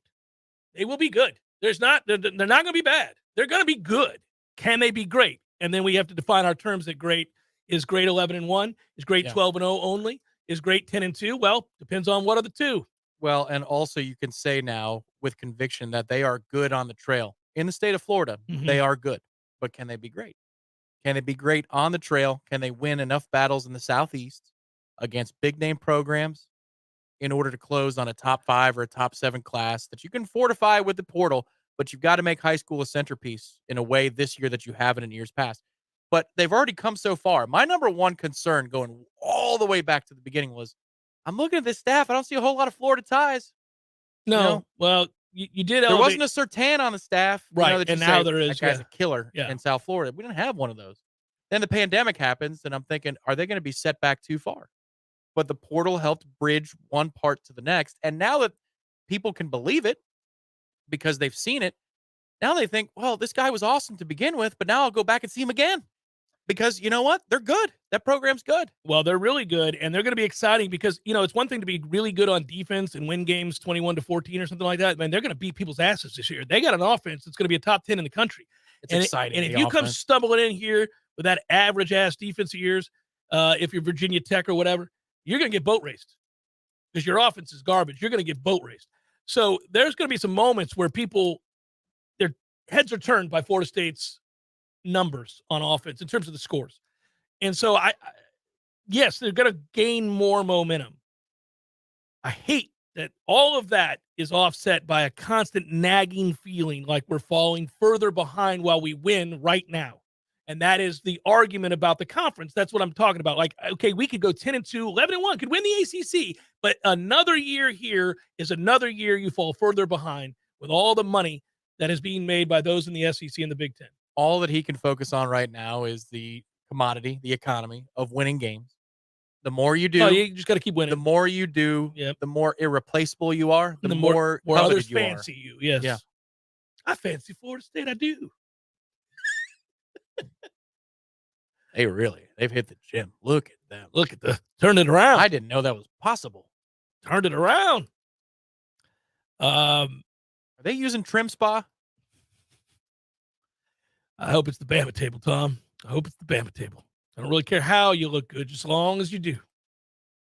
Unless you're a relative, then I care about your actual health. Jeff Cameron Show 93.3, Real Talk Radio, Warchant TV.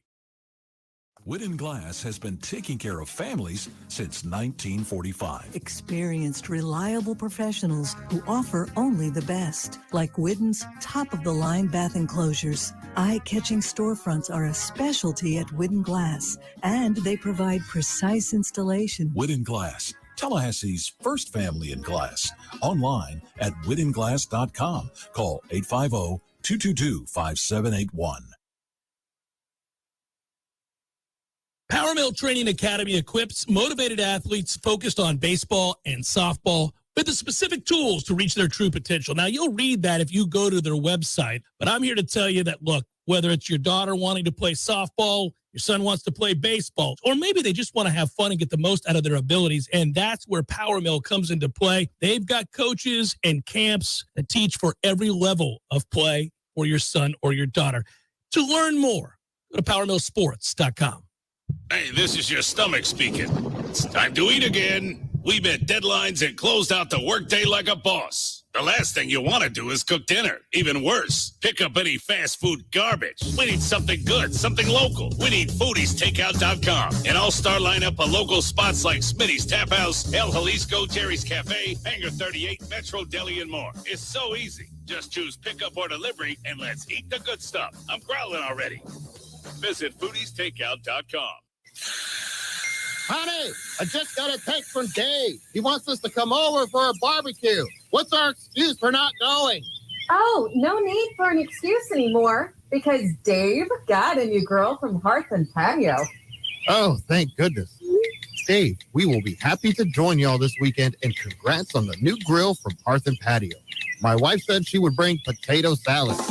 Hearth and Patio invites you to elevate your grilling game this year with one of their amazing grills from Fire Magic, Royal Master, or Blaze Grills. Call them today, 850-727-4282. That's 850-727-4282, or visit them online at hearthpatiotallahassee.com. Hearth and Patio, making barbecues great in the Sunshine State. Honey, Dave said no raisins in the potato salad this time. Call them today, 850-727-4282. That's 850-727-4282, or visit them online at hearthpatiotallahassee.com. Tallahassee's 30-year-old funny paper and American Legion Post 13 have joined forces to become Major Morale. The new magazine has 4 more pages of post activities and military information that you probably never knew. But don't worry, it's still as politically correct and newsworthy as always. Okay, it's the same funny stuff, but it's still only available at the sponsors' locations like Keith Lawson Services, Tallahassee Automobile Museum, ABC Flooring, or Krispy Kreme Donuts. The country's best donut place has great different monthly specialty donuts like Ghirardelli, Oreo, Chips Ahoy, and too many more to mention. Sign up online at KrispyKreme.com for exclusive email discounts, or download the app that lets you pile up rewards every time you order ahead. Krispy Kreme, America's favorite donut. We all want more energy, more strength, more results. Well, welcome to Orange Theory Fitness as you take a step towards feeling more alive today. Backed by science, Orange Theory's heart rate monitored workout is scientifically designed to keep heart rates in a target zone, spiking metabolism and increasing energy. Orange Theory Fitness is a one-of-a-kind group personal training workout resulting in more energy, visible toning, and extra calorie burn for up to 36 hours. Experience a more vibrant life today with Orange Theory Fitness. To find out more, go to orangetheoryfitness.com. Welcome back to the Jeff Cameron Show, sponsored by Legendary Home Loans, a mortgage experience designed around speed, simplicity, and customer service. Before you buy your next home, contact our friend Shannon Young.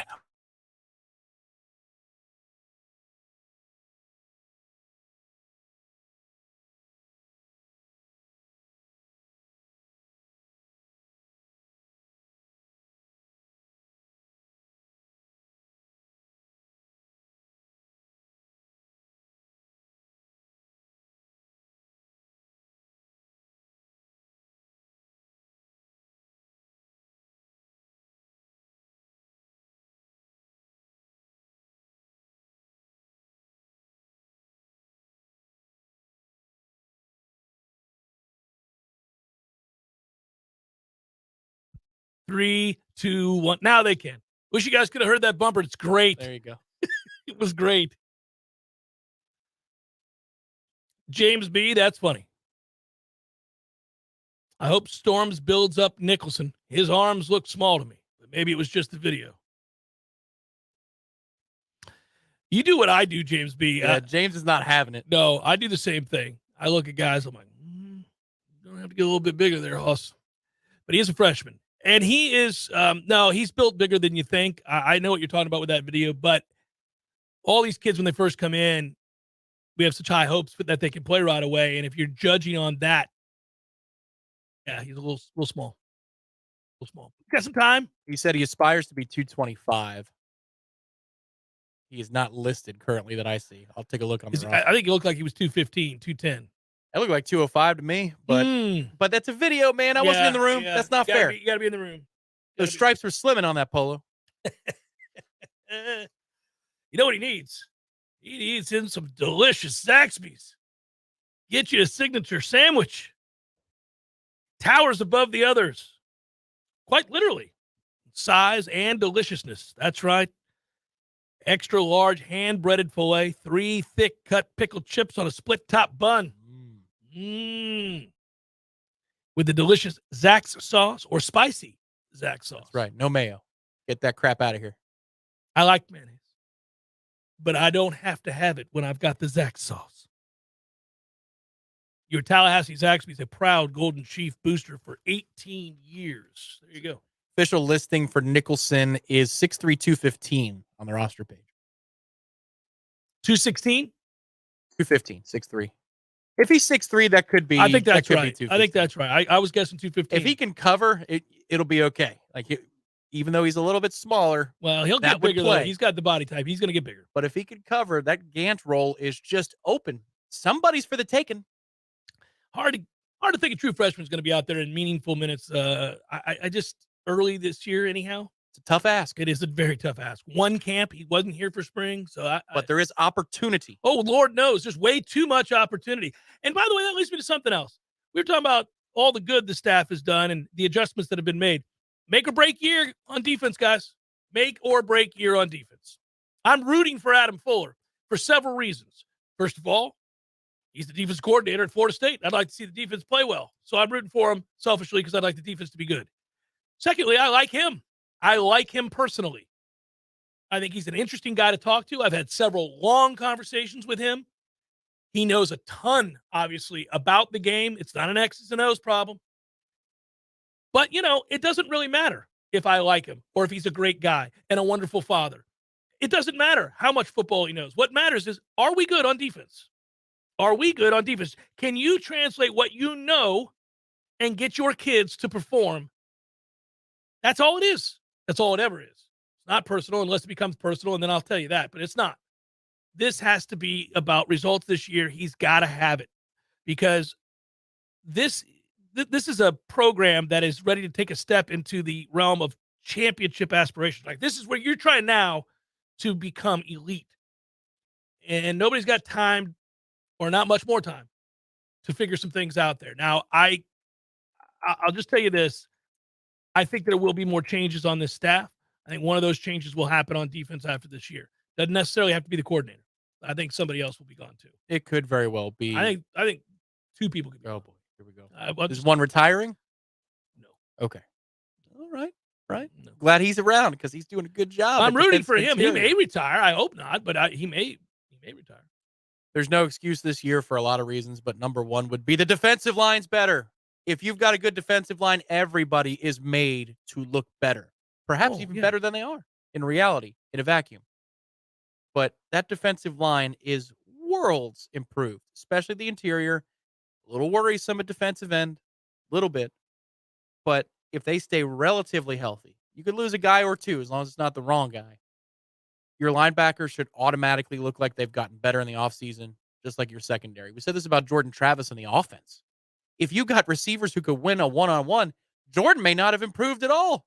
He may not have, but he will look like he has because you have completions. Yeah, you bothered to win. Yeah, right.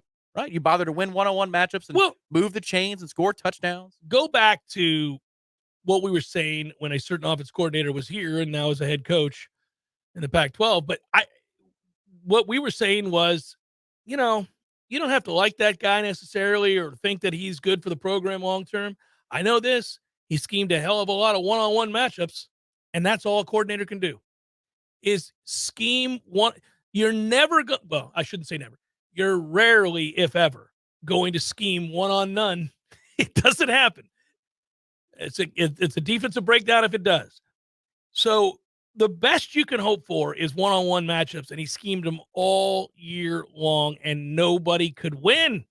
They lost over and over and over again in those one-on-one matchups. In fact, they got bitched most of the time. It wasn't even like you didn't just lose. You kind of got ragdolled a little bit. It was frustrating. The opposite happened last year, and it's going to continue to get better because there's balance. There's real balance. What are you going to do? Who are you doubling? Good luck. Oh, just think about a lot of the plays that Johnny made, for example. He's not wide open on a bust. Tate throws to him. It's a one-on-one, deep post, one-on-one in the end zone, the red zone. Oklahoma game. Big catch he makes with one hand as he's being interfered with on his left side. One-on-one matchup. Catch on third down against the Gators. One-on-one matchup. Pokey Wilson. The game-winning touchdown against the Miami Hurricanes on our opening drive of the football game. Mm-hmm. One-on-one matchup. His 2 touchdown catches against LSU. But you have guys who did it. And now you've got more who can. Yeah, it's exciting. It's very exciting. We're in the 70s. 79 days, right? And again, I like to do the list and the countdown not from when we play, although that is the 79, but rather just the start of college football. Really, you could say the start of camp. Let's be honest. Let's just say the start of camp. Yeah, start of camp's it, man. Because you get through acclimation. Once you get through the acclimation period, that first day acclimation's fun because you can see the newcomers and some of the kids, how they've transformed in the off season, how they put the work in the gym. Second day of acclimation is terrible. Terrible. But then you get the pads on and we're good to go. Once you get the pads on, we're good to go. That's the whole thing. Once you get the pads on, we're good to go. We get to see. And well, listen, everything's accelerated. You got a LSU waiting on you. You got to, from the jump, be ready to go. You don't get to ease into this season like you did a year ago. Although, oddly, in that moment, the easing into the season led to an injury that was season long. Unfortunately, that sucked. Fun argument we had on headlines the other day about your starting 5 offensive linemen. Yeah, that was fascinating. I didn't understand how Byers, personally, I think that Byers is going to be your best offensive lineman, most valuable. Well, you and I are in agreement Byers is going to play, so I didn't agree with them. I think Byers is going to play. Yeah, I think the odd man out, if you can't fix the snapping issue, then Roddick, I think. Roddick would be Roddick or Emmanuel, one of those two. I don't think it's Byers. Byers has a job, I think. I also think Bus Harris has a job. Yeah, I agree. He was more than just technically sound. He was good. Past camp. He was good. Like, that was the thing. His first camp, the thing I loved about him was he would keep you in front of him, and you'd really have to out-technical him to win. Mm-hmm. And now he's got some strength, too, on top of that. I don't know that he's your left tackle, but I just think he's going to be a tackle, a starting tackle. You think I'm just kind of curious if you think everybody who that's not a right way of phrasing the question. If you go through the offensive line, do you think, for example, that Robert Scott will win his job back? I think he's the favorite. Yeah. He's not a bad football player. It's just that he's got some catching up to do. You think Dimitri Emmanuel will start at guard? Yeah, we disagree on this. I thought that was a humongous bit of news that he's back. And you thought it was good, but not critical. I think that's bordering critical to get him back. So here's what I think. I think it gets interesting because if I tell you that Byers, Emmanuel, Roddick, Harris, Armella, Scott, I mean, it's hard. There's only 5 spots. Yeah, I think that Julian's on the outside looking in right now at tackle. And I think Roddick is on the outside looking in because he can't snap the football. But could he play guard? Of course he could. But I think Dimitri's going to win that job at right. Or, I mean, I guess he could slide him left. I don't know. But he's going to win one of those jobs, and Byers is going to win the other job at guard. Okay, so we think Byers is going to win. Yeah. I mean, he's just too athletic. I think you want to put him at guard so you can run all that kind of stuff that you want to run, the window dressing. He's perfect for it. Nobody's more suited for it. So I think Bus Harris will be your right tackle. Sounds right. I think you're. If Scott wins his job, then hell yeah, he's the right tackle. But if Scott doesn't win his job, then you could put Bless at left, and you could put Byers at right tackle. You could put Armella at right tackle. You could put If Bless is your left tackle, that opens up a whole lot of. I don't know that we have very many secondary left tackle options. No, I don't. I think Lucas Simmons could be maybe by the end of the year. Yeah, he's really good. About 3/4 of the way through camp, light bulb clicked on a little bit for that young man, but he's still got to get bigger. When you stand there next to him and you realize that he's over 300 pounds and he's 6'8" and his arms go on for days and he's got a thick lower half, you realize that he's one of the rare guys that as a true freshman you could put out there and you really probably wouldn't suffer. It's just that you don't want to. Now, you're only going to have him for 3 years. He's going to the league. He's got good feet. He is a prototypical tackle at 6'8" with those arms and the athleticism. So he's got to start. If he doesn't start this year, he's got to start next. Yeah, it'll be fascinating. But you're right. He came on towards the end of camp. It's just that you don't want to have to play him early. No. The funny thing is, I know this is a wild card idea. Armella's so athletic, he could play guard for you too. If you had an elite front 5 that you just wanted to roll out to your best 5. God, if you had he and Byers at guard, talk about behemoths who are athletic as can be for that position, that would be really fun. But I think at this point, Armella, they're sticking with tackle because that's what he profiles at for the long haul for us. Well, and he's hungry to start. He wants to play. Yes, he does. He's anxious. You worry about him a little bit, frankly, if he doesn't win the job. I worry about him. I'll say that openly. But I will also say that I'm not discounting him. I'm in agreement with Alex Atkins on something, which most things. Alex said, look, guys come out of nowhere sometimes and win jobs. Yes. Yeah. He's like, you just when you don't think a guy's going to do it is when he comes into camp and all of a sudden he's figured out that thing that he couldn't do. Right. Well, but the fun part is Armella not being a starting tackle as we sit here today is not because he sucks or he's a bust. It's because he's you've really got good players in front of him. That's the good part here. You think he's better? Whoop. You're coming back after Robert Scott right now, aren't you? I can feel that.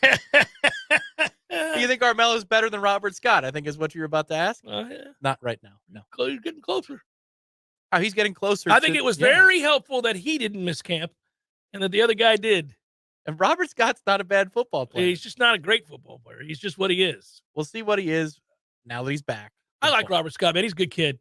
Yeah. And he's funny and he's hardworking and he doesn't suck. You're right. I want to make that abundantly clear. I'm just not in love with him. I don't think he's great.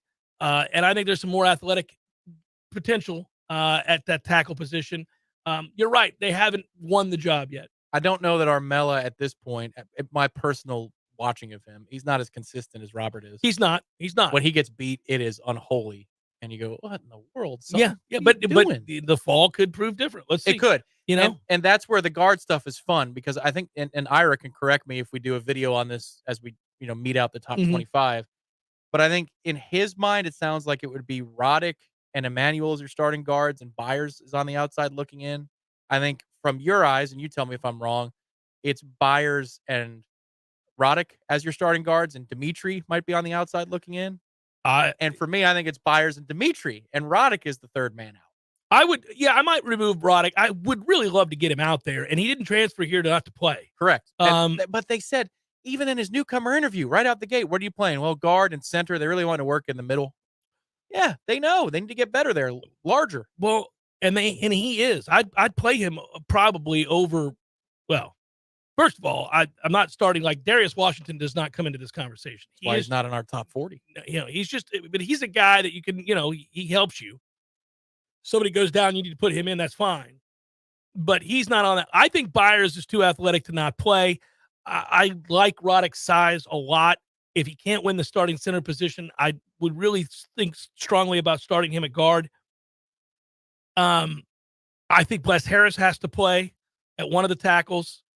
And then well, here's the fun part. How about this? Let's couch it one way. I think the starting five for LSU could be very different from the starting five for Clemson. But when you're playing that first game, yeah, I think you want the fewest amount of variables. But, and then we're not even mentioning Keandre Jones. I know.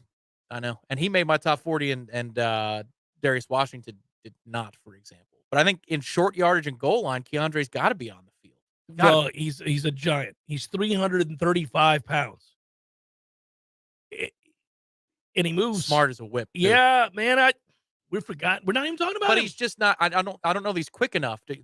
I think in short yardage, if you want to uproot somebody, you got to bully people. Yeah, right. He's got to be a goal line. But if you want him in power and counter, I don't know. Yeah. Is he quick enough? Maybe he'll lose some weight this offseason. Well, I don't want him to lose too much weight though. He's 6'3". It's 335 though. I mean, he can go down to 320. Yeah, he's gonna get that much quicker. I don't know if he has that in him with 15. It may not be his style. Yeah, may not be. No doubt that buying a home can feel overwhelming, especially if it's your first home. You're worried about location and school zones, loan approvals and interest rates and all that good stuff. Obviously, the price as well. Throw that in there. Buying a home can be the most significant investment you've ever made. Pretty much is. Just talking about money. Good news, though. I've got friends at Legendary Home Loans. They're on your side, in your corner, going to bat for you. Shannon Young from Legendary Home Loans. Good guy. Diehard Noel, by the way. Can help first-time home buyers get up to $25,000 for your down payment for your first home. First home, they can do that. And also, by the way, first responders, veterans, teachers, military, healthcare workers, he's got you covered. Shannon's expert navigator of the home loan terrain. Trust that he's going to get you the most competitive interest rates, guide you through the process every step of the way. Shannon gets your closing costs reduced as well. It's known as the Hometown Heroes program they got going on there. Give them a call today, 844-FSU-LOAN, 844-FSU-LOAN. Go to FSUHomeLoans.com. Ask for Shannon Young. Jeff Cameron Show continues in a moment. Your local news now. Property taxes will likely be increasing soon in Tallahassee. On Wednesday, city commissioners voted to approve a tax hike to help increase funding for public safety. This includes increasing the Tallahassee Police Department budget by $9.5 million. The city says it will allow TBD to hire 20 new officers. The property tax increase would mean homeowners pay an additional 0.4% for every $1,000 in property value. The city commission will officially approve the budget and this proposed tax increase in September. Tallahassee Memorial Healthcare and the Appalachia Center have teamed up to improve access to outpatient services for people struggling with opioid addiction. The two organizations work to treat people dealing with opioid addiction from the point of identification all the way through to recovery. Since the program began this month, they've gotten patients from inpatient to outpatient care in under 24 hours. Services made available through the new partnership are available for people both with and without insurance. This is Rachel Anay with your Real Talk 93.3 Local News Update, brought to you by Macklemore Systems, Tallahassee's go-to Mac store. Check them out online at MacklemoreSystems.com. This is meteorologist Paul Trombley with your Real Talk 93.3 weather update. Scattered thunderstorms likely this afternoon, otherwise cloudy. High temperatures reach up to 89, winds out the west 10 to 15 miles per hour. Chance for scattered storms tonight, lows level off around 71, cloudy skies expected. Scattered thunderstorms again tomorrow. Highs level off around 87, cloudy skies with a few peaks of sun. This report is brought to you by The Lawn Johns. For all your landscaping and lawn care needs, visit thelawnjohns.com. Right now, 82. Let's be honest, we all have way too much stuff. Maybe your storage closet is full, your garage is full, or the guest bedroom is a mess. Call Southeast Portable Buildings, 580-6400, or visit them online at southeastportablebuildings.com.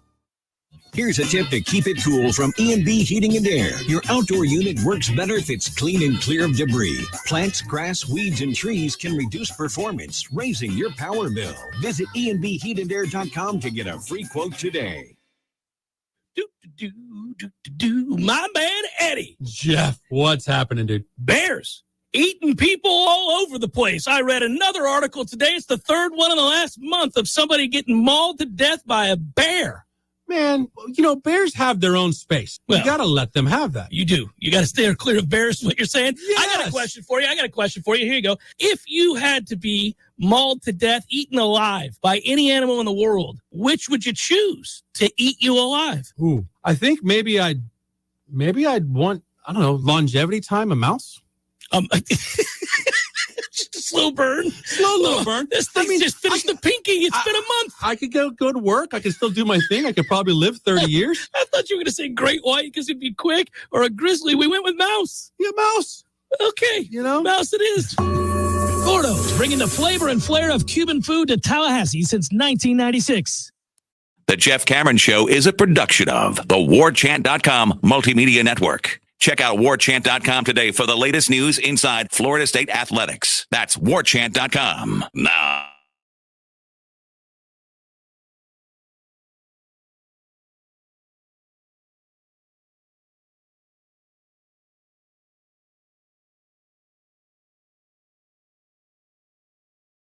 It's a power mill, by the way.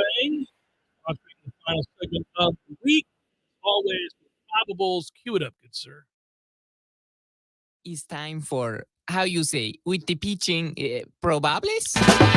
Baltimore and the Cubs are tied 0-0 in the second. That game is Cole Irvin and Kyle Hendricks. Marlins, Nats tonight. Sandy Alcantara, Trevor Williams, Alcantara, they call him down there. Cardinals, Mets, Miles Mikolas. Yeah. Tyler McGill. What's Mikolas's ERA these days? 4-3 with a 4. A 4. All right. Yankees, Red Sox, Domingo Germán, Tanner Houck. Rockies, Braves, Dinelson Lemay, Jared Schuster. Lemay for par. Blue Jays, Rangers, Kevin Gausman, Martin Perez, speak English if you can do it. Reds, Astros, Andrew Abbott, JP France.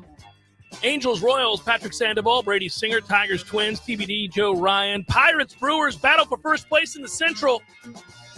Old man Rich Hill on the bump for the Buccos. Julio Teheran, who's been kicking ass, unfortunately, on the hill for the Brewers. I hope pulls a hamstring. Guardians, D-backs, Tristan McKenzie, Zach Gallen, Rays, Padres, Shane McClanahan. Yu Darvish. Phillies A's, Tawan Walker, JP Sears, Giants Dodgers, John Brabia, and TBD. Finally, White Sox Mariners, Michael Kopech, and Brian Wu. Woo! And that's a look at those that shall reside on the bump.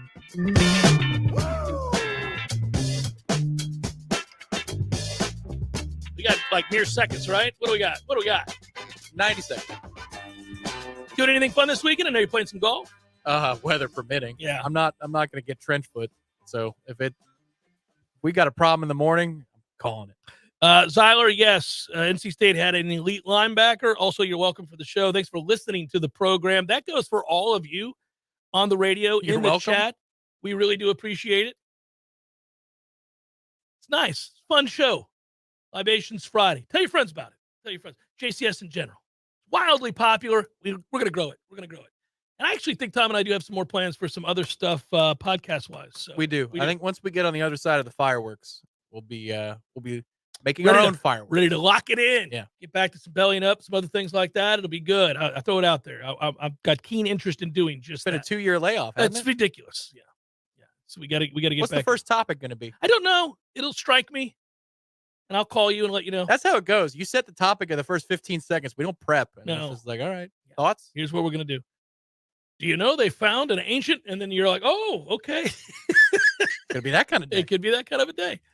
Good work out of you, sir.